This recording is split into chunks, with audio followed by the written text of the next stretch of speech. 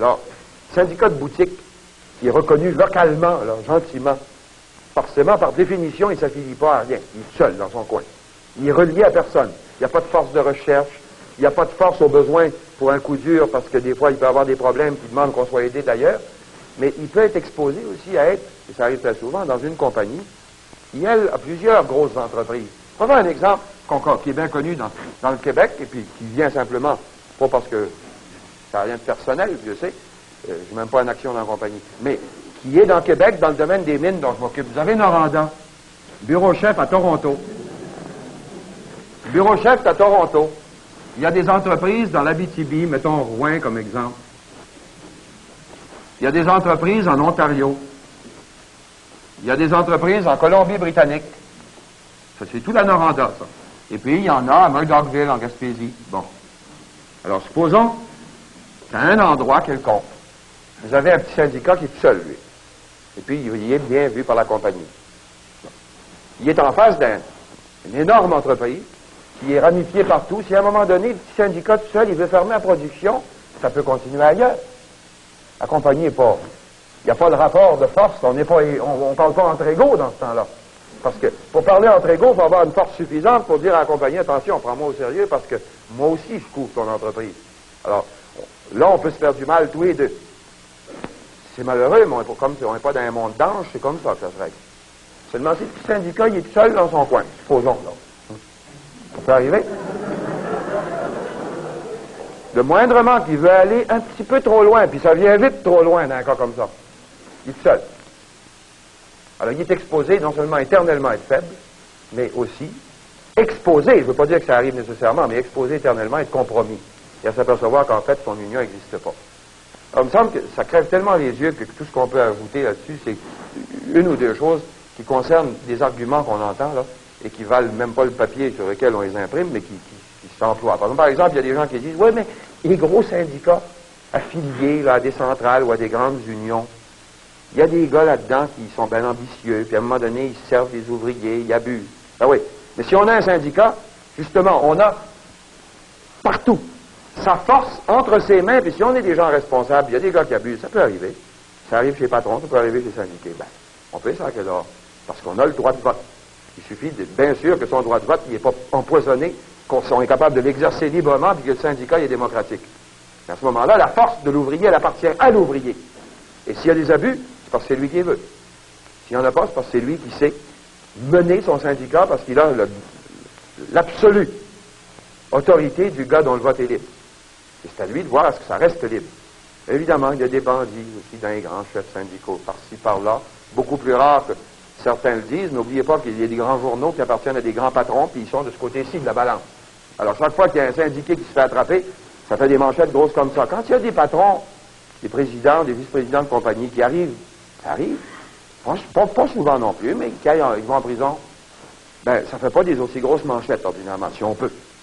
Puis personne va dire, à cause du fait qu'il y a un président ici ou un vice-président là, qui se font prendre la main dans le sac à quelque moment, que l'entreprise privée est devenue contaminée. On dit, il y a des gars contaminés, puis on les sort, comme il y en a dans toutes les professions, dans tous les métiers. Ça peut arriver aussi, dans le syndicalisme. C'est pas une raison pour... c'est à peu près comme le gars qui dirait, ben, je vais jeter le bébé avec l'eau de la baignoire parce qu'il y a une mouche dans l'eau. Le syndicalisme demeure une chose absolument essentielle, vitale, l'union des gars. Puis le dernier argument pour celui-là, c'est vraiment cocasse. Il y a des gars qui disent, ben, il faut garder les syndicats en dehors des grosses affiliations, puis garder ça chez nous, notre patente, là, vous voyez bien avec le patron, parce que comme ça, on est maître chez nous. Il n'y a pas des gars qui vont venir dans dehors, vous dire...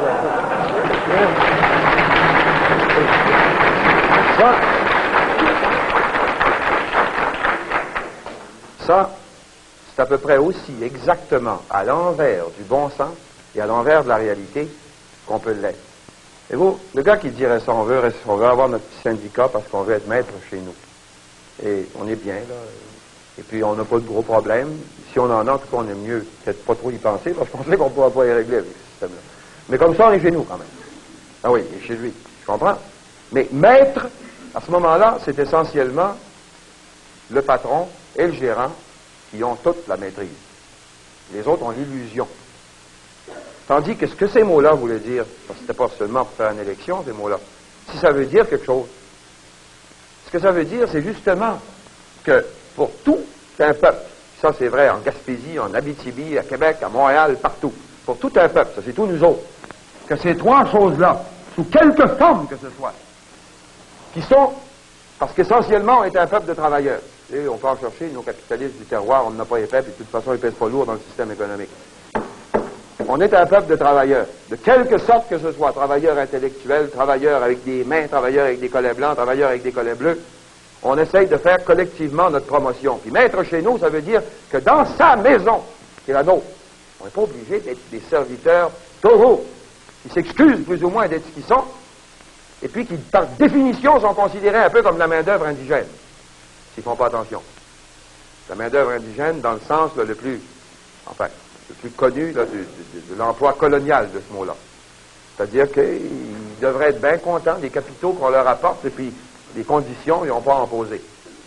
Alors, mettre chez nous, ça veut dire de rectifier ça, sous la forme des revenus, qui viennent en particulier, disons, de nos richesses naturelles, au point de départ, mais ça veut dire tout le système économique aussi, mais enfin, au moins, au point de départ, que cette partie-là, aussi bien que ce soit pour les taxes qu'on reçoit pour le budget provincial, à même nos richesses naturelles, que les revenus qu'on en tire dans tous les domaines, que ce soit les fournitures pour les exploitations, les entreprises qui les exploitent, ou les salaires pour ceux qui travaillent dedans, y compris aussi les promotions pour ceux qui les méritent, et que ce ne soit pas toujours des gars qui soient parachutés dans dehors pour prendre des postes clés. Enfin, on veut un ouvrier, c'est vrai, pour lui, comme pour un cultivateur, comme pour un autre, tout le monde se gargarise actuellement, et c'est un gargarisme fécond. Il faut instruire les enfants plus que jamais. Alors, c'est évident que le fils de l'ouvrier, il veut qu'il soit autre chose que lui et davantage. Mais pour ça, il faut que les jobs soient ouverts.